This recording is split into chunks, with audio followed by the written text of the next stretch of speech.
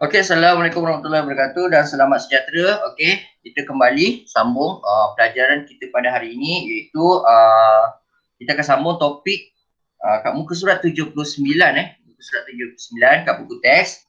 Itu bab 3, gerakan anti Jepun di Sarawak dan Sabah. Okey, kita nak lihat juga kan kat Sarawak dan Sabah pun ada penglibatan mereka juga dalam usaha mereka menentang tentera Jepun. Okey, sebelum ni saya dah terangkan bahawa usaha penentangan tentera Jepun tu banyak berlaku di tanah Melayu kan dan Singapura, daripada Regimen Askar Melayu, daripada pasukan MPAJA, daripada pasukan Force 136. Lepas tu ada kerjasama pula antara Kuomintang dan MPAJA, kerjasama antara Force 136 dan MPAJA. Okey, lepas tu penglibatan individu dalam usaha menentang tentera Jepun iaitu Gurchen, Singh dan Saibil Khatib Gasu. Okey, yang tu kita tutup cerita tu. Kemudian kita masuk topik baru iaitu gerakan anti Jepun di Sarawak dan Sabah. Okey. Kita lihat sekejap paparan ini.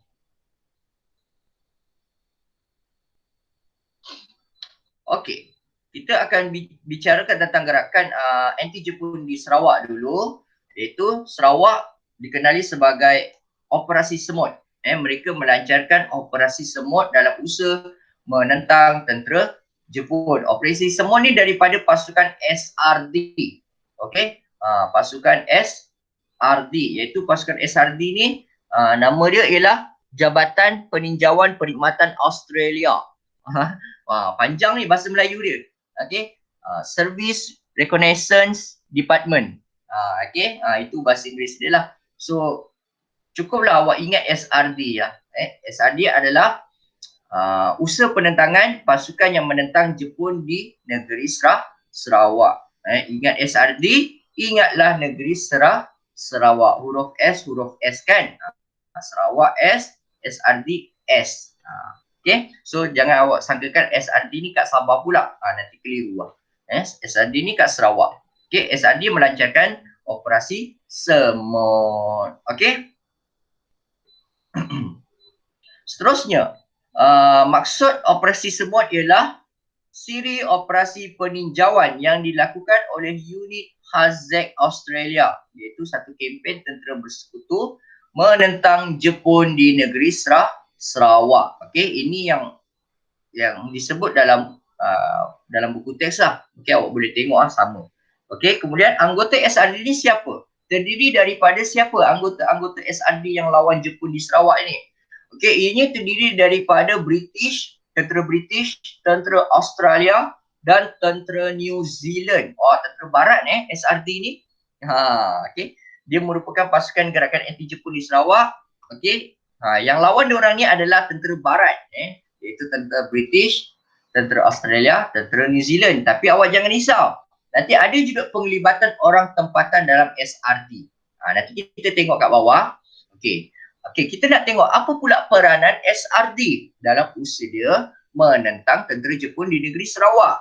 Okey, so antara peranan SRD ialah mengumpulkan risikan. Risikan ni apa cikgu? Risikan tu senang kata maklumat lah maklumat okey, yang kita boleh perolehi untuk mengalahkan pihak musuh. Okey, mengumpulkan risikan ni senang kata information, maklumat. Okey, kemudian peranan SRD yang kedua ialah melatih penduduk tempatan dalam perang gerila. Ini yang saya sebut. Maksudnya walaupun tadi awal-awal saya cakap SRD ni terdiri daripada tentera barat, iaitu daripada tentera British, Australia dan New Zealand. Nanti ada orang tanya cikgu, mana penglibatan orang tempatan cikgu? Adakah orang tempatan orang Sarawak tak ada lawan Jepun? Ada. Okey, sebab SRD telah melatih orang tempatan dalam melakukan serangan gerila di negeri Sarawak. Okay. Seterusnya, SRD juga telah merekrut. Merekrut tu apa? Merekrut tu maksudnya mengambil lah. Mengambil penduduk tempatan dalam SRD. Maksudnya mengambil penduduk-penduduk tempatan untuk dimasukkan, diserapkan dalam pasukan SRD. Maksudnya bekerjasama lah. Supaya orang tempatan ni tahu macam mana kita menentang Jepun. dengan taktikal perang lah. Sebab SRD kan tentera-tentera barat yang dah pandai, dah berpengalaman dalam peperangan kan. Jadi orang tempatan ni tak ada pengalaman main senjata kan. Dia orang tak tahu nak pegang senapang macam mana. Jadi macam mana kan, siapa nak latih dia orang. So SRD latih dia orang bermain senjata. Macam mana nak mengendalikan senjata. Okay. Dan itulah peranan ketiga, iaitu merekrut penduduk tempatan dalam SRD. Okay. SRD juga telah mendarat di tengah dan timur laut Sarawak untuk melakukan serangan terhadap tentera Jepun. Okey. Seterusnya, gerila semut. Gerila semut telah merekrut orang tempatan daripada orang Kenyah, Kelabit dan Murut. Orang tempatan ni. Kenyah ni, Kelabit ni satu suku kaum etnik di Sarawak. Macam kalau orang Melayu ada juga pecahan-pecahan orang Melayu, etnik Melayu ni ada Jawa, ada Banjar kan, ada Bugis, ada macam-macam lah. Okay, so kat Sarawak pun ada etnik-etnik tertentu daripada kaum Kenyah, kaum Kelabit dan kaum Murut. Okay, telah direkrut oleh gerila semut. Okay, orang Iban juga turut direkrut dari Rajang. Rajang ni nama wilayah, Rajang ni nama tempat. Okey, setelah itu orang Iban daripada Rajang juga menyertai SRT. Orang Iban ni antara kaum majoriti, ethnic majoriti di negeri Sarawak. Orang Iban yang banyak kat Sarawak. Okay. Seterusnya, mereka juga telah merekrut orang-orang tempatan kerana apa? Ini mungkin soalan objektif pernah keluar. Kenapa SRT ni, pihak-pihak pasukan SRT ni merekrut orang-orang tempatan untuk join diorang? Kenapa? Okay, jawapannya ialah kerana orang tempatan sangat memahami selok-belok bumi Sarawak. Okay, awak boleh ingatlah kenapa mereka sanggup nak mengambil orang-orang tempatan ni dalam pasukan SRD. Sebab dia kata orang tempatan memahami geografi Sarawak, memahami keadaan muka bumi Sarawak. Keadaan jalan-jalan di Sarawak, hutan-hutan Sarawak dia orang faham. Okey, selok-belok bumi Sarawak. Okey, mudah untuk mereka merancang taktikal perang gerila. Okey, habis negeri Sarawak. So kita masuk topik Sabah pula. Bagaimana cerita pasukan gerila anti Jepun di negeri Sabah. Okey.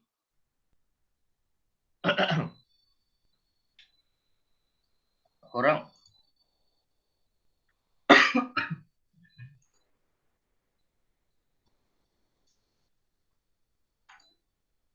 okey, so korang boleh baca dulu tak? Boleh. Saya batuk sini dah. Kering. Bukan COVID tau, bukan COVID. Jangan risau. Okey.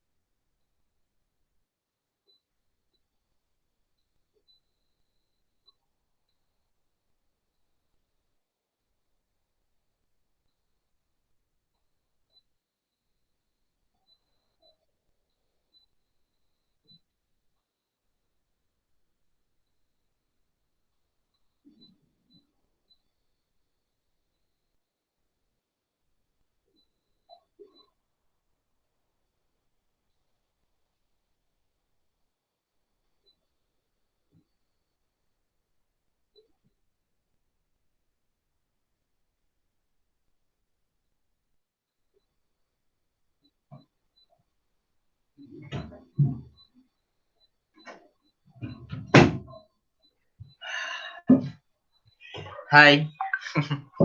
Dah baca? Anda cikgu. Faham ke tak faham? Okey tak? Ada yang masuk ke? Tak ada So, tinggal berapa orang ni kat sini yang bertahan lagi?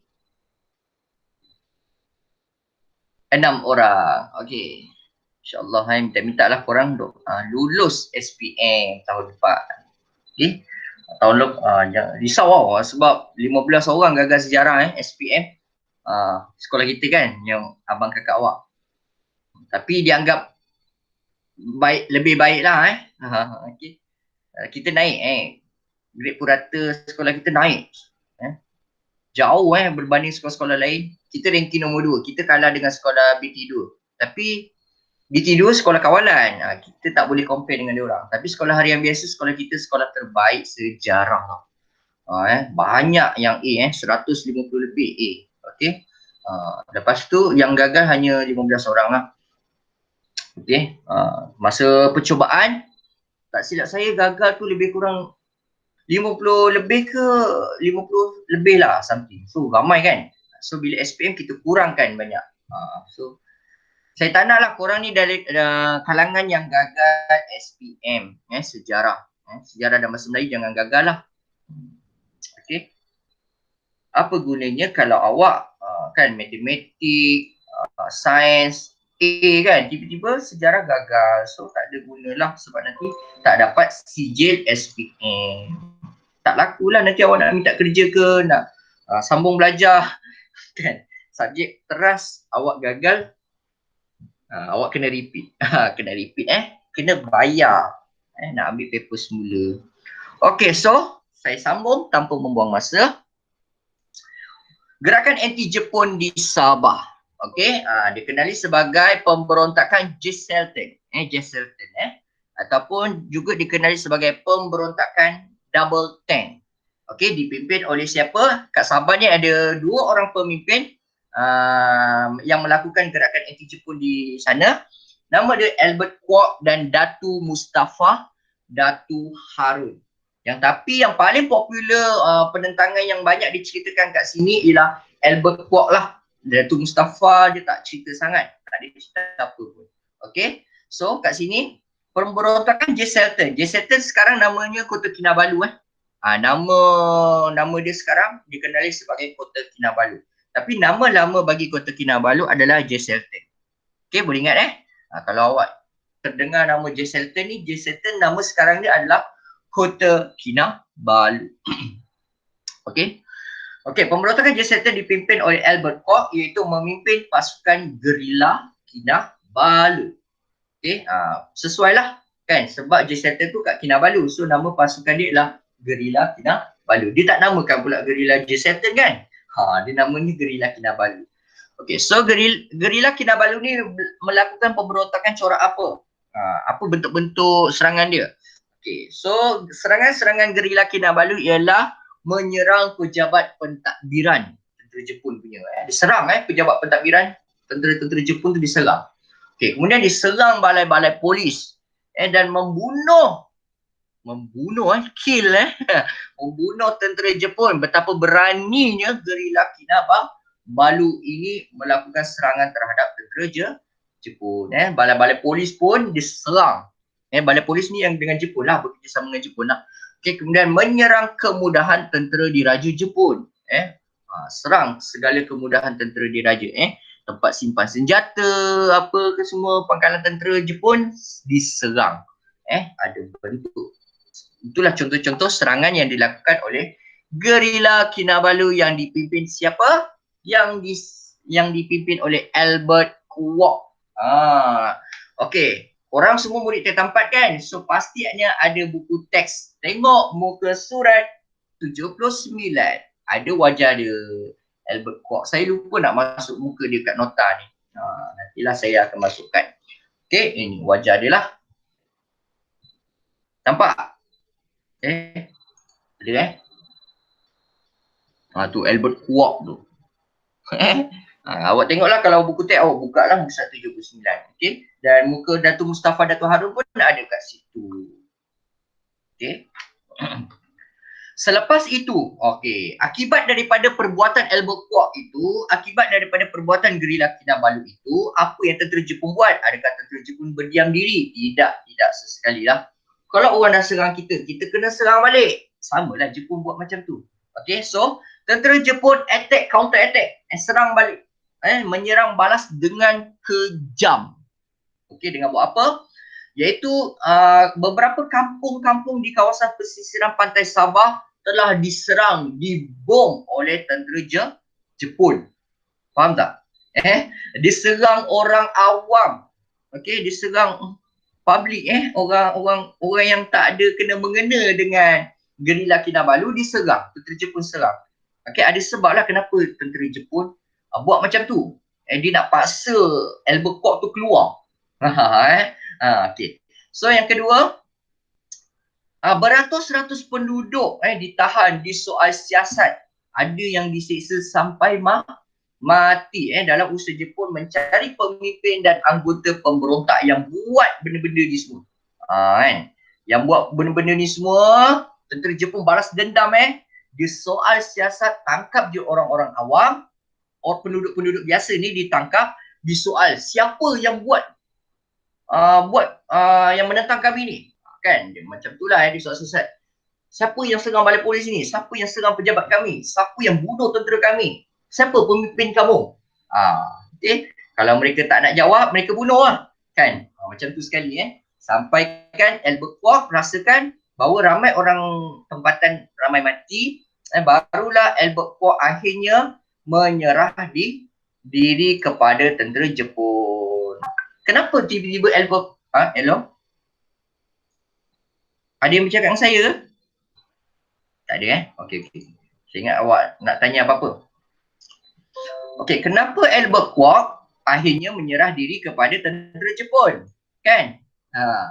Maksudnya Albert Kwok ni gentle lah. Dia tengok orang awam, ramai orang Sabah mati kan. Dibunuh tentera Jepun, ditahan macam tu je ramai-ramai. Tujuannya supaya dia berharap bahawa dengan penyerahan dirinya kepada tentera Jepun dapat menamatkan serangan Jepun terhadap penduduk tempatan. Okey, namun sebaliknya tentera Jepun ni orang yang tidak berperi kemanusiaan. Beliau dan 175 orang lainnya dihukum bunuh. Dan kawan-kawan dia 131 orang lagi telah dipenjarakan di Labuan. Okey. Patut. Maksudnya walaupun dia dah serah diri juga, dia tetap dihukum mati. Okey. Ada sebab lah kenapa dia orang serah diri. Supaya nak memastikan tentera Jepun tidak lagi membunuh ramai lagi orang-orang biasa. Supaya Jepun tidak membunuh lagi ramai orang awam lah. Okay, maksudnya Albert Kwok telah melakukan pengorbanan besar terhadap penduduk Sabah dengan menyerah diri kepada tentera Jepun. Kalau betul-betul Albert Kwok tak ada telur, saya guna bahasa macam ni okay, sorry. Jangan awak jadikan isu pula. Kalau betul-betul Albert Kwok tak ada telur, Albert Kwok boleh je larikan diri. Dia tak payah menghadap tentera Jepun. Kan? Dia bunuh tentera Jepun, lepas tu dia lari je lah. Tapi kerana simpati Albert Kwok terhadap penduduk Sabah yang ramai ditahan dan dibunuh oleh tentera Jepun itu, dia tahu ini semua punca daripada aku, tanggungjawab dia. Dia menyerah diri kepada tentera Jepun dan dia dihukum mati oleh tentera Jepun. So dapat meredakan sedikit serangan tentera Jepun terhadap orang-orang awam. Boleh faham? Okey. Itu pengorbanan Albert Kwok lah. Okey, seterusnya. Akhir sekali nak cerita sikit je Datuk Mustafa kat buku teks pun tak ada cerita apa pun. Okey, saya bagi yang ada kat buku teks saja. Okey. So Datuk Mustafa Datuk Harun, bukan Daru Datuk ni. Typo. Okey, Datuk Mustafa Datuk Harun telah memimpin pasukan gerila anti Jepun yang lain yang turut menentang Jepun. Okey.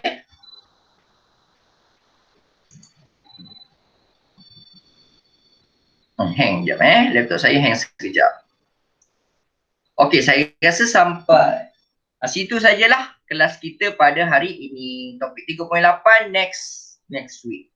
Okey, banyak 3.8 ni. Kita nak bicarakan akan makan masa lebih daripada 5 minit. So saya akan stop kat sini. So ada apa-apa soalan tak nak ditanya? Tak ada. Okay, tak ada. Sekejap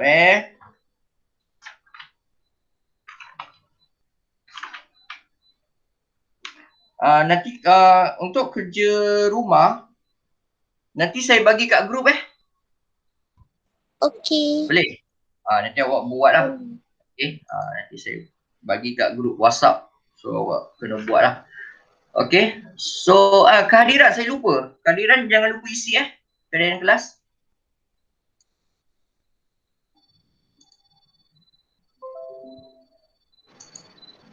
Kehadiran kelas. Dan ada link tak korang? Kehadiran kelas. Ada. Okay.